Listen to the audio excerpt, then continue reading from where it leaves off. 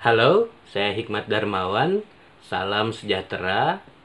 Dan kita lanjut bicara tentang mengulas film di media sosial.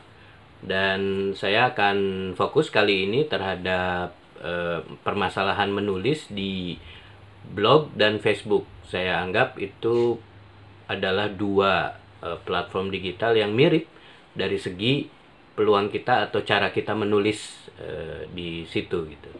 Jadi kalau kita lihat di blog itu kan panjangnya tidak dibatasi. Begitu juga di Facebook, ketika kita menulis status di Facebook atau notes itu relatif nggak dibatasi. Jadi kita kayak nulis artikel buat koran atau buat majalah cetak gitu kan.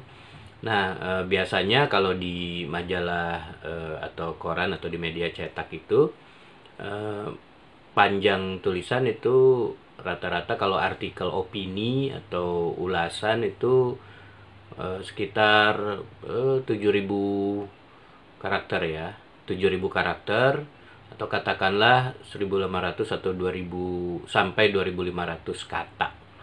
Dan itu adalah umum biasanya dianggap sebagai batas yang wajar di dalam ruang media cetak di Indonesia. Dan sebetulnya juga itu kita bisa adopsi buat platform digital seperti blog dan Facebook. Nah, sebagai tulisan yang utuh, artikel, esai ataupun ulasan ya, opini, itu ada semacam kaidah umum tapi tentu tidak kaku ya, yaitu membagi tulisan itu menjadi tiga bagian, tiga babak. Babak pembuka itu mengenalkan masalah, babak kedua itu pokok permasalahan itu dijajarkan dan di dialogkan, dipertemukan gitu ya. Mungkin terjadi konflik, misalnya argumen A versus argumen B.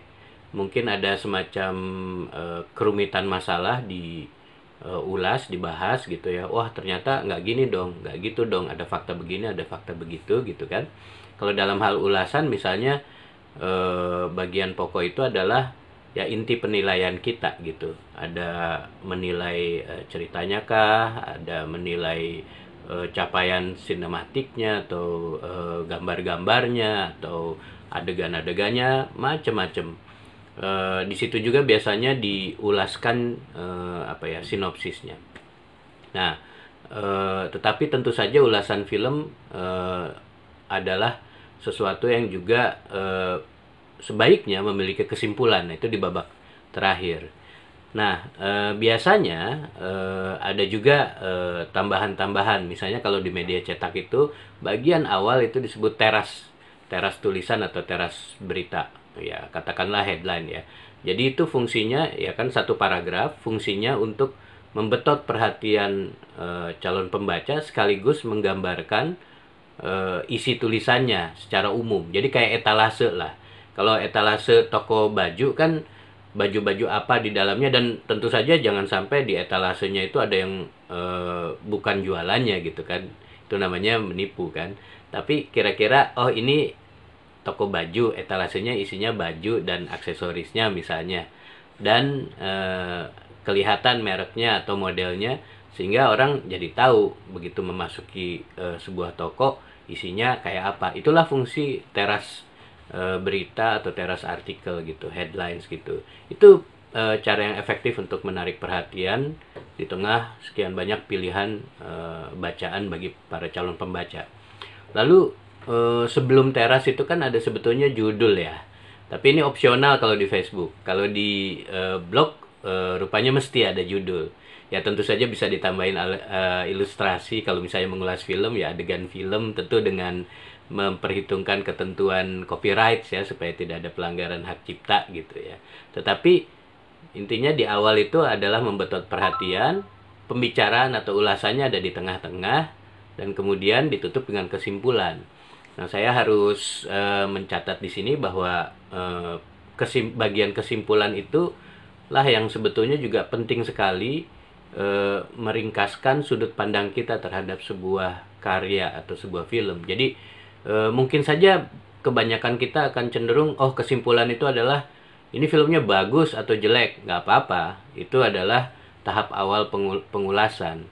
Tapi sebetulnya kita juga diharapkan bisa menuliskan kesimpulan, bukan sekadar oh filmnya bagus saya suka, oh filmnya jelek saya nggak suka, kamu nggak usah nonton. Bukan hanya itu, tetapi juga kita bisa bicara, oh ternyata film ini punya makna ini ya, ini nilai pentingnya di sini ya buat kita pembaca. Jadi kita bisa meluaskan penilaian kita, bukan hanya berdasarkan suka atau tidak suka, senang tidak senang, bagus atau jelek, tetapi juga menangkap sebetulnya kira-kira film ini maunya ngomong apa dan apa pentingnya buat kita gitu, omongan si film itu gitu. Ya, baik itu dulu. Kembali ke soal watak media sosial, Facebook. Teknik penulisannya mirip dengan apa buat media cetak ya, Facebook dan blog. Saya kira itu yang bisa digali kemudian dalam mengulas film di medsos berupa blog dan Facebook. Terima kasih. Saya pamit dulu sementara ini. Salam.